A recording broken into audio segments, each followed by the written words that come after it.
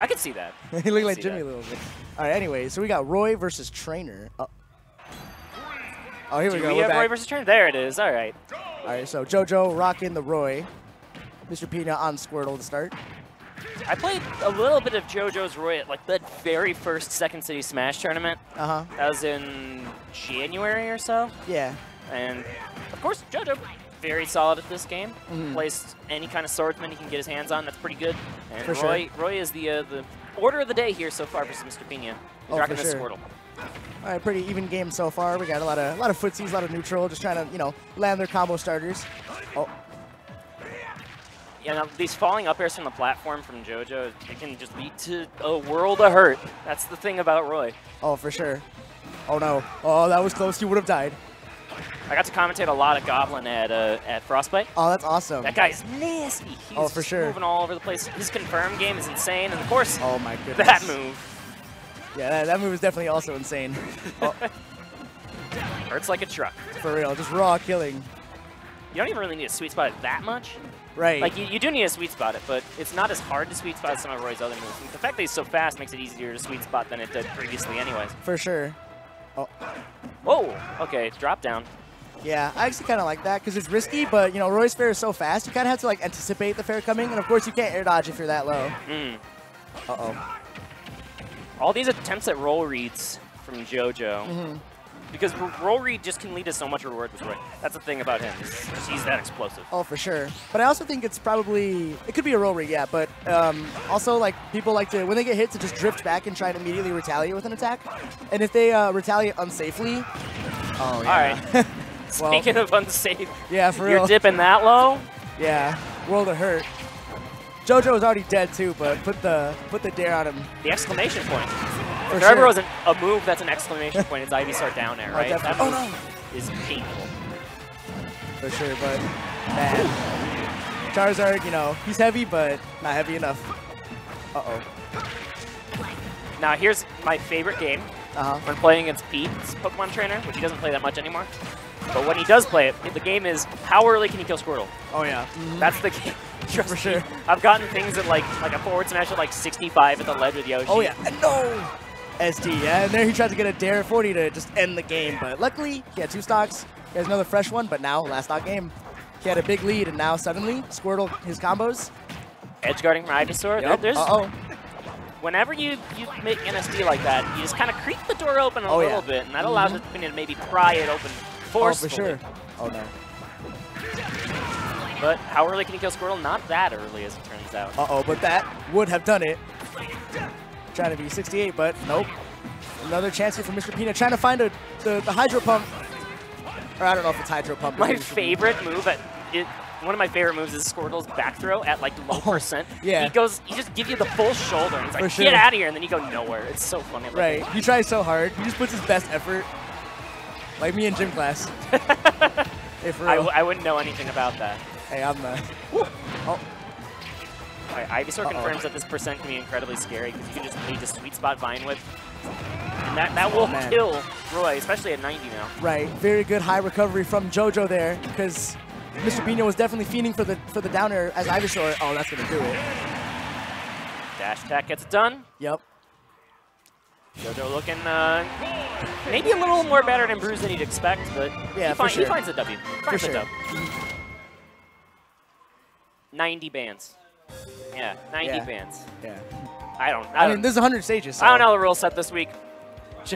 Oh, it's still Frostbite, so then 2 bands. Yeah. 2 bands. 2 bands, no DSR? I don't remember the Frostbite rules. Yes, no DSR. Oof. Yeah, I didn't do so hot at Frostbite. It was not a good weekend to be a Panda Bear fan, let me tell you. I lost to a plant, so... You lost to a plant? Yeah. Well, that wasn't at Frostbite. That was at the Thursday weekly. The Ursa Minor or whatever? Yeah. I lost to a Pichu. A lot of people lose to Pichu. You're not alone. Yeah, it's pretty good. Uh-oh, JoJo switching to Cloud even though he won his Roy.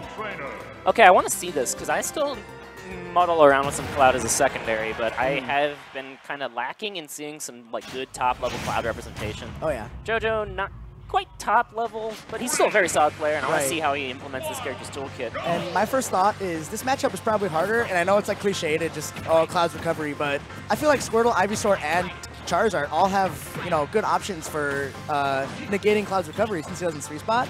You know, Squirtle's neutral B that pushes, Ivysaur is huge down air, and Charizard's Fire Breath, you know? Definitely all can be factors in gimping Cloud here. Oh, for sure. But so far, Squirtle does just have trouble dealing with the disjoints. Like, oh, for sure. Cloud's getting in your face. Disjoint versus disjoint, where of course you want Ivysaur out here to play, and you already see good pressure on the top platform. Mr.Pina. Finding that Nair. Nair's weird because it's like sometimes negative on hit, but you know it's a multi-hit, so people tend to like sometimes drop shields, not anticipating all the hits. Yeah, multi-hits in this game are better than I thought they'd be. I thought you'd be able to like confirm parry the ending of a multi-hit, but it's not that easy. Right. You can be a little bit more effective than that. Fortunately for players who like their multi-hits, but okay, cross-slash coming out. Actually weaker than Roy's side B. Yeah, hilarious. As far as knockback goes. Oh yeah, they neutered it. Blow for blow here. Mr.Pina. Oh! I liked that swap, but just barely off the mark on the pressure. Right, I think it would have killed though. It's a very like deceptively strong move. Like you don't really think of characters up B just raw killing. Oh, grab under the platform, that's gonna do it. Didn't even need the platform, I don't think. Yeah, for sure. Maybe you did need it. That's why you get the Battlefield counter pick, right? You just want to have that a little bit better access to the kill throw at earlier percents due to launching off the platform on the side. But now Charizard trying to pressure this corner situation. Okay, Jojo breaking out with forward tilt. Jojo has limit. What? Oh, the invulnerability! That was so slick. Right, and holding down to make sure he doesn't sweet spot ledge. Okay. Crazy. I like it. Oh, I like it too, yeah. And he's already racked up so much more extra credit. Oh, that's going to do it. Get up, down smash. Really good option. Jojo taking the first stock. Or at least, you know, Mr.Pina's first stock. Now, why? Okay. Just going to use the limit blade beam. I like it. You know, guaranteeing a safe recovery there. A lot of times you won't see Clouds charge their limit on the advent of taking a stock because they want to save it to have a charge for when you like need it for recovery or some other situation. Yeah, so for sure. I kind of just like putting that limit blade beam in the pocket because that's like 26% or something just for free. Sure. Yep. And it can see a good spot. And it's funny, because it's like a projectile and Cloud's limit runs out, I feel like in this game they use it so much more than in Smash 4, because in Smash 4 it's like, oh, limit blade beam is like the worst one. But in this game, you know, since Clouds know that it's going to run out, they like to just, you know, throw it out there. Ooh! That was, yeah. The forward smash, I think, would have been a little nicer. Yeah. Ivysaur's forward smash is a much better move than I gave it credit for, because you like rear back and then go about 2 character lengths forward. Right, he shifts his hurt box like backwards to dodge attacks, and then he just, oh wow, back throw gonna yeet him out of here. Yeet him out of here. Oh, for real. Get it. All the Pokemon have a back throw yeet. Yeet throw. Yep. Uh-oh. Kind of trading glancing blows here. I feel like a lot of these could have been confirmed here on the part of Ivysaur. Oh, for sure. Especially these low percents. Yeah, getting that forward throw to at least a second forward air, second forward air, things like that. All right, blow him up. Right, finding the cross edge this time. Right to Squirtle. Uh-oh. But you're getting Jojo, that's a bad spot to be. Forward air gonna break out of the situation. Oh, man. The mix-ups out of withdraw are also very important. Oh, for sure. Squirtle. You can jump, you can air dodge, you can attack. It has like deceptive, because it doesn't really look like, because it looks like he'll have so much lag, you'll be able to punish it for free. Uh-oh. A couple of panic rolls from Jojo just to buy space. Like you saw, Ivysaur was super threatening in that range. The mix-ups with these landing climb hazards, it really feels like he's playing Marth. Oh, for sure, A little bit. I'm curious about it. Or Roy, because we know Roy's up B out of shield is really good. Uh-oh. Oh, so scary. He went as high as possible, but for sure. Pina understood that. Just barely off the mark again on the spacing.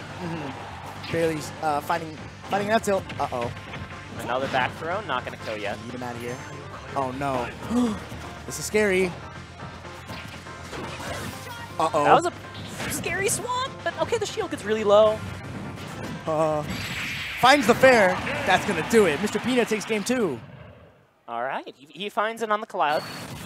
Kind of felt like it was a little rustier. A little bit, yeah. And Jojo might be thinking about going back to Roy, might be thinking about, like, I know he still has Mark Lucina.